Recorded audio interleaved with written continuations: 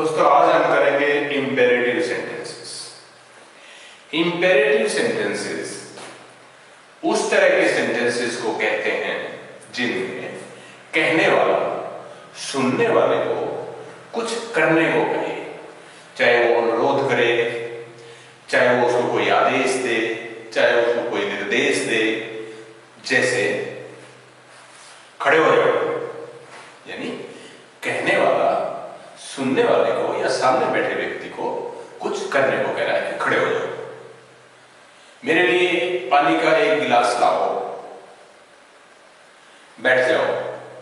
इनमें काम को जो करेगा वो हमेशा तुम या आप होता है, जो सुन रहा है वही करेगा। तो इसीलिए इसमें सब्जेक्ट हमेशा यू होता है, ये अंडरस्टूड होता है। इसीलिए जब वाक्य बनाते हैं उसमें सब्जेक्ट को मेंशन ही नहीं किया जाता, सीधा वर्ब से शुरू करते हैं। जैसे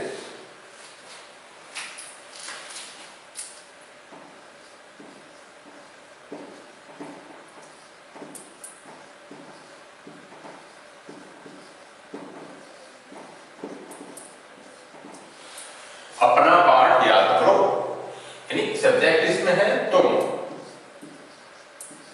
तुम अपना पार्ट याद करो, लेकिन तुम क्योंकि अंडरस्टूड है, इसलिए जब अंग्रेजी बनाएंगे तो तुम को नहीं लिखते, सीधा वर्ब लिखते हैं। और वर्ब की पहली फॉर्म का प्रयोग होता है याद करना। याद करने की इंग्लिश होती है लर्न। लर्न का मतलब याद करना, पहली फॉर्म में प्रयोग होनी है तो सीधा लर्न लेंगे। अपना पार्ट, क्योंकि सब्जेक्ट यू है, हालांकि लिखा नहीं हुआ है, और यू के लिए अपना your part lesson, full stop. Learn your lesson, अपना पार्ट याद करो। इसी तरह से कुर्सी पर बैठ जाओ,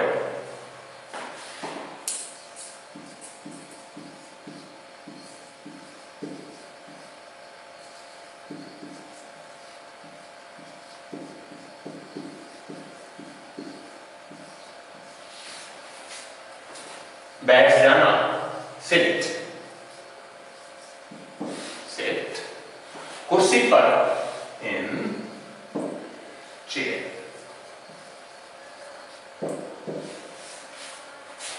कुर्सी पर बैठ जाओ।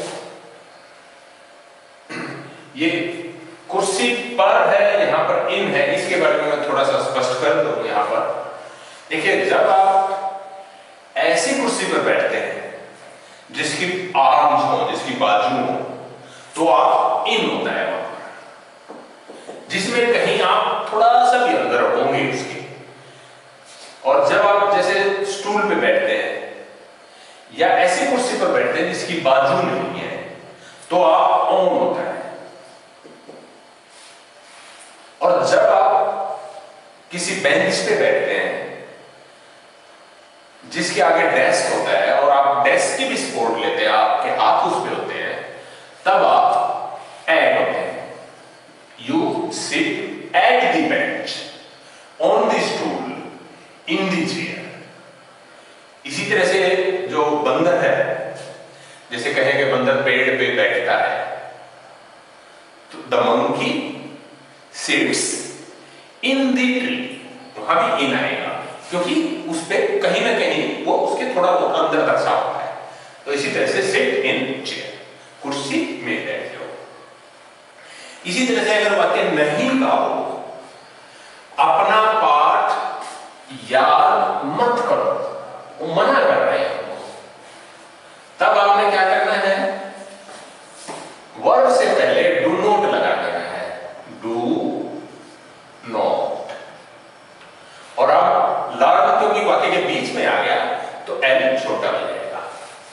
Do not learn your lesson. कुर्सी पर मत बैठो, मत बैठो।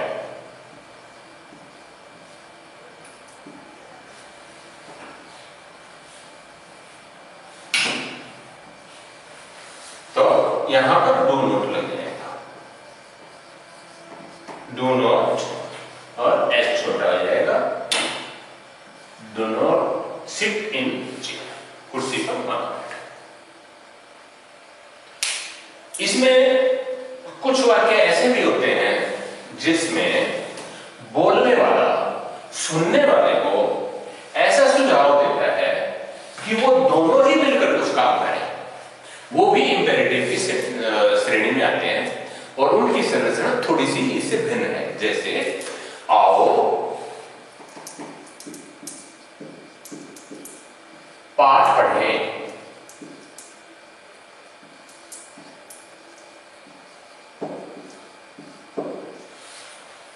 बोलने वाला सुनने वाले को सुझाव दे रहा है कि आप भी पढ़ें, मैं भी पढ़ता हूं, अपने आप को भी शामिल कर रहा है। तो ऐसे वाक्यों के लिए लेट से शुरू करना होता है, लेट, LET, लेट। अब उसको कौन कौन करेंगे वो लिखना होता है। कौन? हम करेंगे। जैसे आओ हम पाठ पढ़े, एक तरह से ऐसा है, तो अस आ जाएगा, लेट अस। अब क्रिया की पहली फॉर्म पढ़ना, रीड, पाठ, lesson. Let us read the lesson. आओ दूध पिए,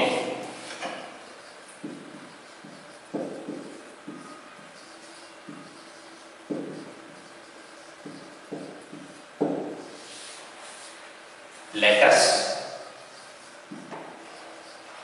let us का मतलब आओ, पिए, ड्रिंक, दूध, milk.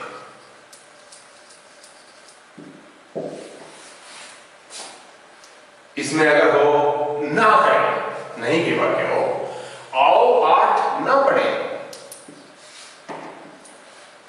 Let us not read lesson. आओ दूध ना पिए, लेट अस नॉट ड्रिंक।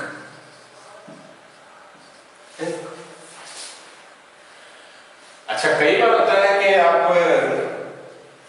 अपने आप को नहीं करने दे रहे, कुछ अपने आप को सजेस्ट नहीं कर रहे हैं, ना सामने वाले को कह रहे हैं, बल्कि आप सामने वाले को करने को नहीं कह रहे हैं, बस सामने वाले को ये कह रहे हैं कि किसी तीसरे आदमी को कुछ करने दें। जैसे उसे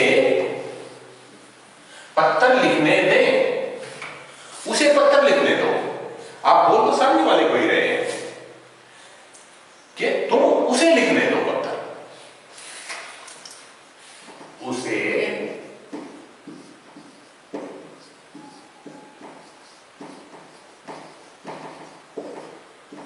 पत्थर लिखने दो। लेट से ही शुरू होगा, पर क्योंकि उसे है, उसमें था हम, लेट हिम। अब क्रिया राइट, लेटर,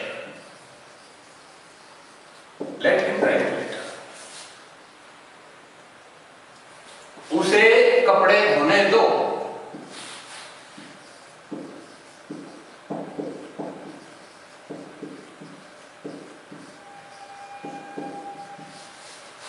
लेट हिम।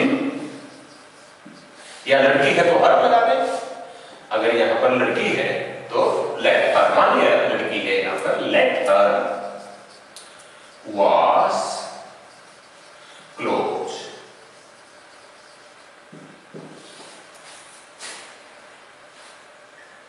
उन्हें पुस्तक पढ़ने में,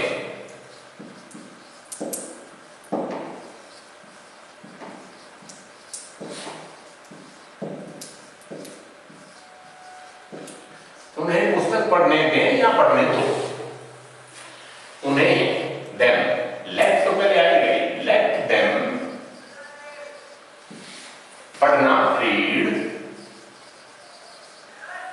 बुक। इसमें अगर नहीं का हो, उसे पत्थर न लिखने दो, लेट हिम नॉट राइट। उसे उसके कपड़े न धोने दो, लेट हर नोट वॉश, उन्हें पुस्तक न पढ़ने दो या मत पढ़ने दो, लेट देम नोट रीड। तो इस तरह से इंपेरेटिव सेंटेंस हुई। अब देखिए एक काल्पनिक घटना लेते हैं। जैसे कल रात को मनीष बीमार हुआ और कैसे कैसे घटनाक्रम बना, इसको हम पहले हिंदी में लिखेंगे, फिर कोशिश करेंगे कि उसका अनुवाद करें।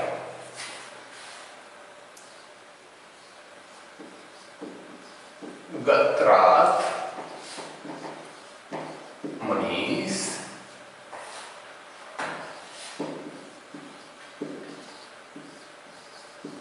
बीमार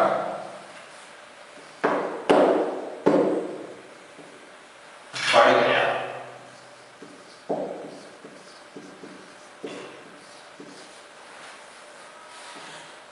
उसके पिताजी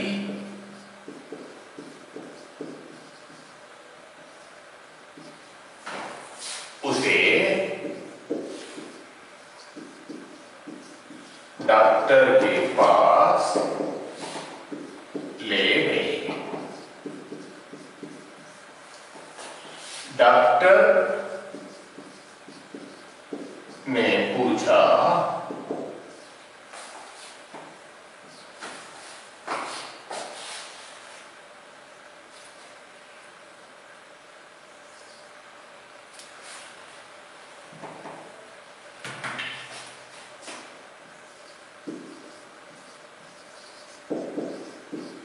कल आपने खाना खाया था? मनीष ने कहा, मनीष के पिताजी ने कहा, नहीं। डॉक्टर ने कहा,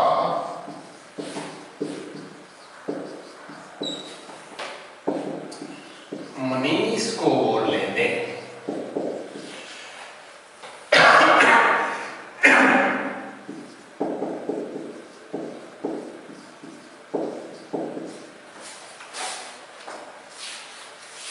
फिर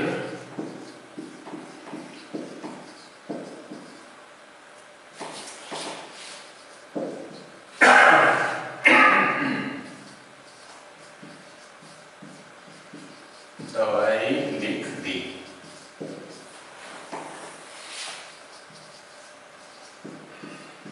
मनीष ने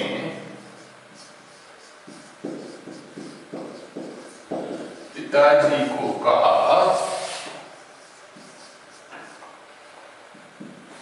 आओ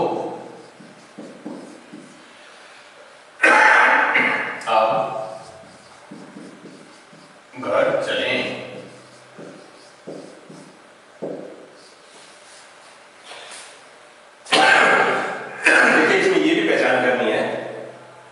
ये कौन सा वाक्य किस टेंस का है? जैसे एक वाक्य है ये पास्ट इंडेफिनिट का, बीमार पड़ गया, उसके पिताजी उसे डॉक्टर के पास ले गए, ये भी पास्ट इंडेफिनिट का है।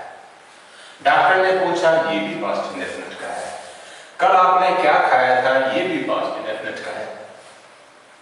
मनीष के पिताजी ने कहा, ये भी पास्ट इंडेफिनिट है। डॉक्टर ने कहा, मनीष को बोलने दे, ये इंपेरेटिव सेंटेंस है।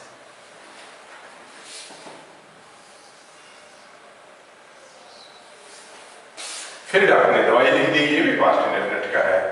मनीष ने पिताजी को कहा, ये भी पास्ट इंडेफिनिट है, और ये इंपेरेटिव है। देखिए अंग्रेजी कैसे बनी। कल रात मनीष बीमार पड़ गया। लास्ट नाइट बीमार कौन पड़ा? मनीष। मनीष बीमार पड़ना, पड़ना की फॉर्म, दूसरी फॉर्म फेल।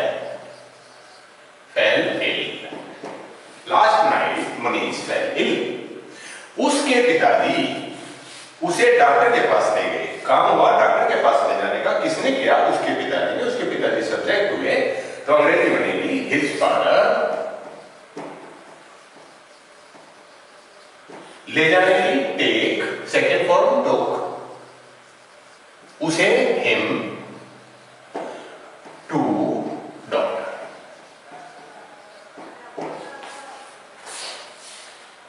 डॉक्टर ने पूछा, doctor asked, ASKED, asked, asked मैंने पूछना। कल आपने क्या खाया था? ये पर्सन है, किसने खाया था? आपने। नहीं, कल आपने क्या खाया था? नहीं, कल आपने खाना खाया था। So did you eat food yesterday?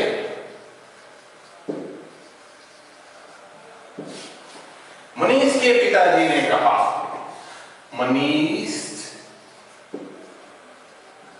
ऐसे लगा देते हैं ये जैसे मनीष, मनीष का मतलब तो हुआ मनीष, और मनीष ये ऐसे कॉमा और एस, अपोस्ट्रोफिस एस बोलते हैं इसको। मनीष का, मनीष की, मनीष की। तो मनीष फादर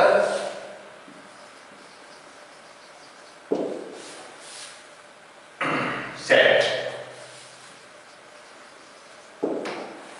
नहीं, नो,